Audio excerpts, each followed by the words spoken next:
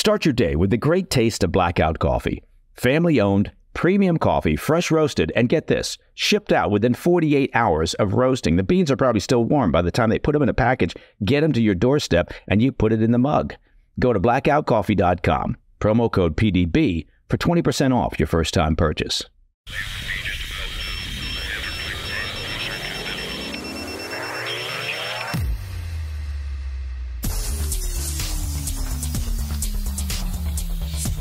It's Tuesday, 30 July. Welcome to the PDB Afternoon Bulletin. I'm Mike Baker, your eyes and ears on the world stage. Let's get briefed. First, Venezuela is in turmoil following the widely contested election of dictator Nicolás Maduro to a third term in office. Will he ever leave? The answer apparently is no, as the opposition says they have proof that Maduro lost, and protesters take to the streets.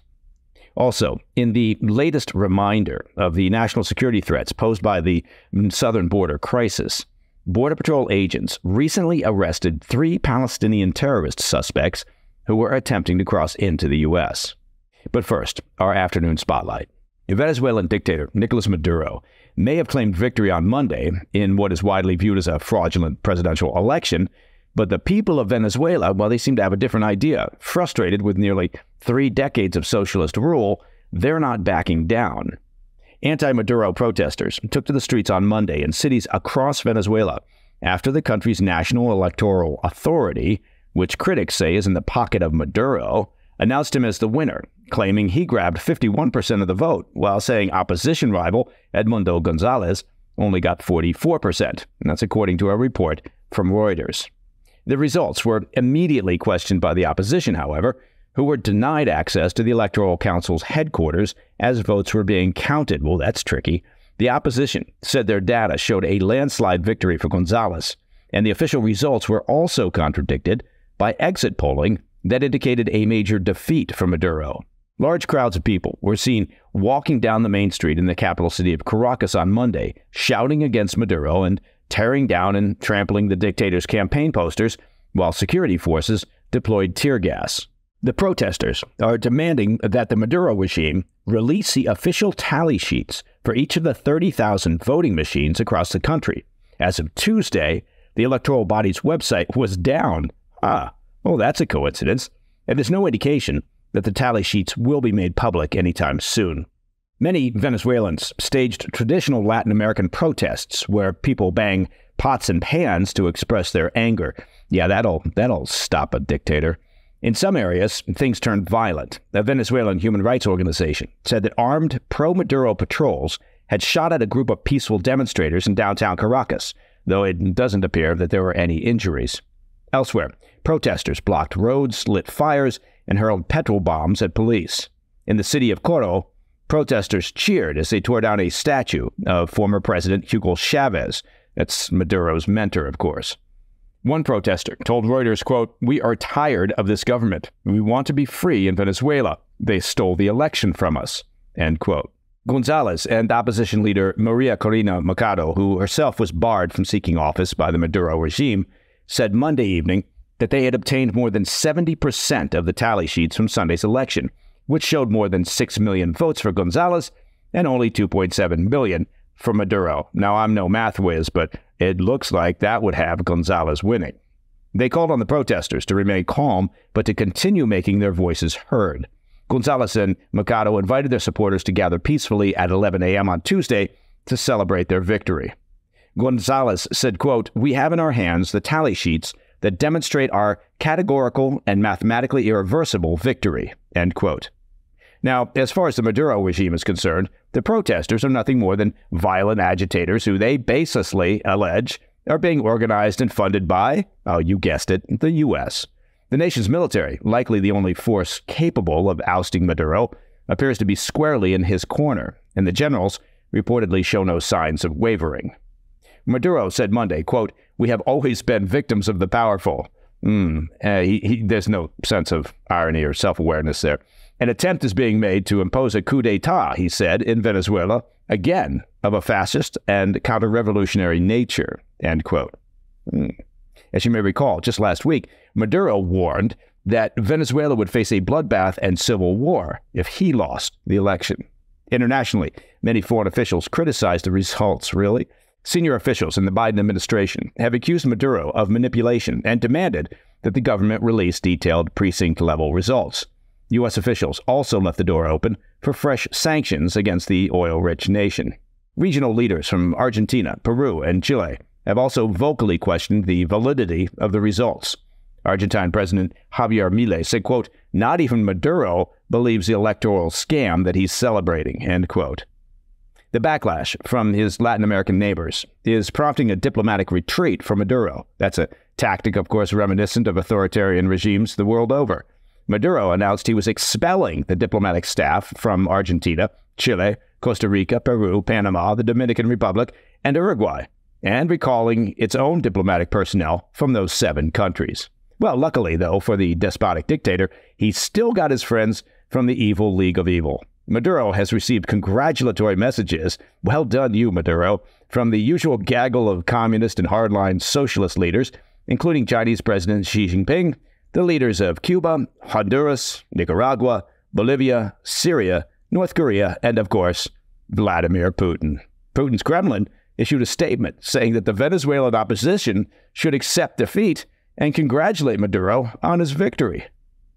With Maduro digging at his heels and reportedly planning his own pro-Maduro rallies, many on the ground are fearful that the nation may soon face a violent government crackdown. All right, coming up after the break, and the latest reminder of the threats coming through our porous southern border in the U.S., Border Patrol agents recently arrested 3 Palestinian terrorist suspects who were attempting to cross into the U.S. illegally. I'll be right back.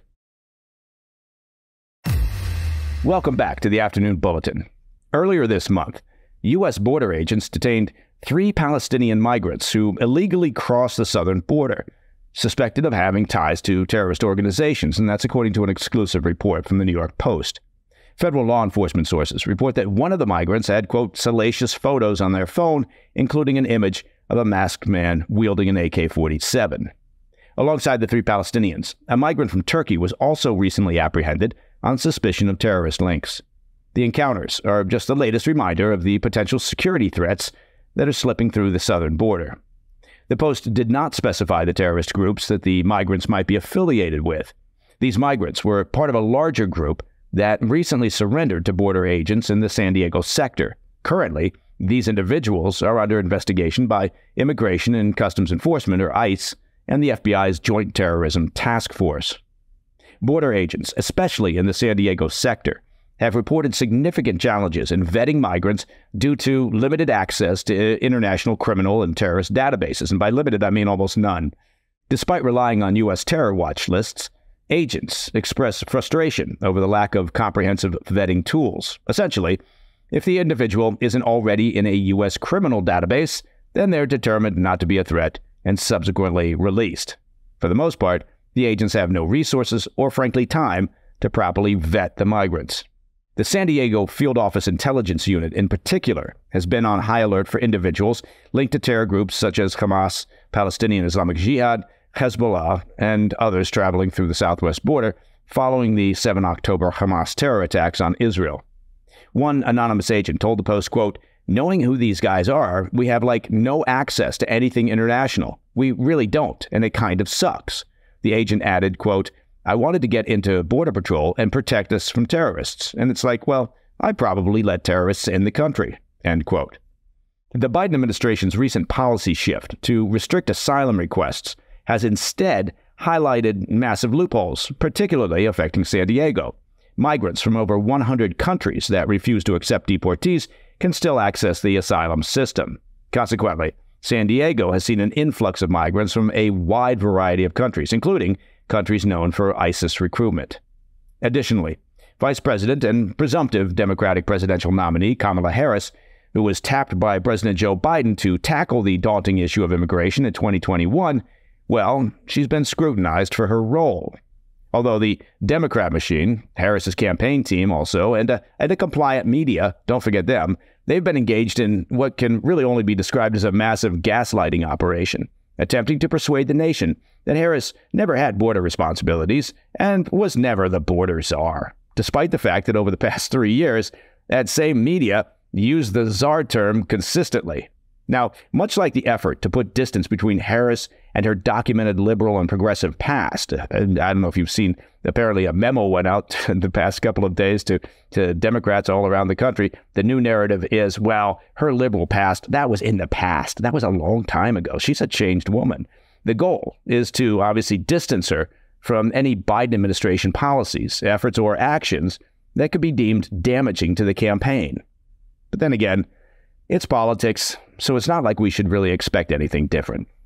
Oh, that sounded cynical, didn't it?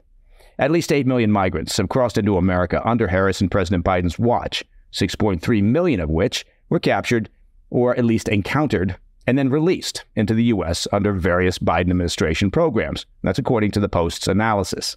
Harris, who according to her team wasn't the border czar, declared that the border was secure in September of 2022. Now it's just weeks before illegal migrant arrests for the fiscal year broke a new record.